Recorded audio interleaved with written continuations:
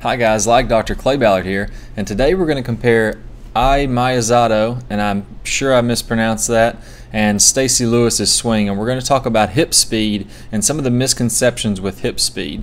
So let's go ahead and watch Miyazato here and watch how quickly her hips rotate in the downswing.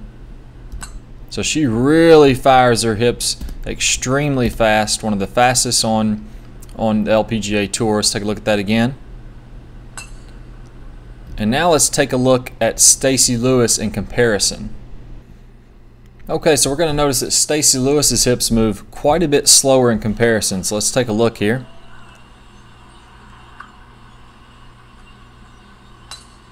So not nearly as fast. Now let's compare both of these together and let's see the reason why this is happening. So there's a lot of talk out there about hip speed. Let's see what determines hip speed and if it relates to distance in the golf swing. Okay, so let's take a further look at this hip action and this hip speed and see where it's coming from. Now, Stacy Lewis on the left really loads up her lower body correctly and creates some separation between her upper and lower body as she's completing her backswing. So we can see that her right knee is flexed, her hips have only rotated about 45 degrees, and her shoulders have rotated about 90 degrees. So she's creating some separation between her lower and upper body going into the top of the backswing, which is greatly going to help her to shift to the left and create some good speed in the downswing. So we need this separation in the downswing to create speed. Now, Miyazato on the right, she lets her right leg straighten and she over rotates her hips. So she doesn't have a lot of separation at the top of her backswing. She's got about 80 degrees of hip turn. That's some of the biggest hip turn I've seen. And she's got a little more than 90 as far as her shoulder turn. So her hips and her shoulders aren't as separated as Stacy Lewis we see here on the left. Now as we go into the downswing, we're going to see her have to try to really hurry with her hips to get them leading the way. So she's going to have to move her hips twice as fast as Stacy Lewis in order to try to catch up and get back into a good position in the downswing. So let's pause when her hands are about waist high in the downswing and we'll compare the two. So now we can see going into the downswing the same position here, they're roughly back to the same spot. So Stacy Lewis's hips are a little bit open, so are Miyazato's, and their shoulders are still closed about the same amount. So they have gotten roughly the same amount of separation in the downswing, but Miyazato had to rotate twice as fast to get there.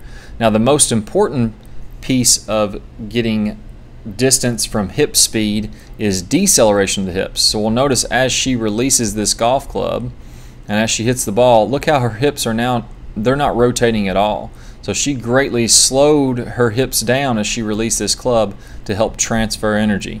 Same thing we're going to see here with Stacy Lewis.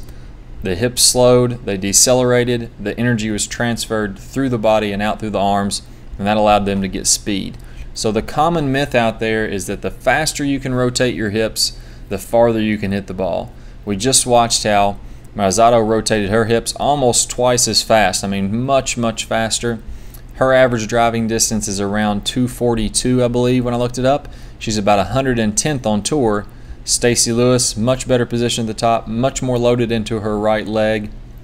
And then she got into a similar position on the downswing with much less hip rotation, much less hip speed, and her average driving distance was about 258. Or roughly 20th on tour. So more clubhead speed with less hip speed as opposed to more hip speed with Miyazato and less clubhead speed. So that's a common myth out there and it's just not true and it's not how we create clubhead speed.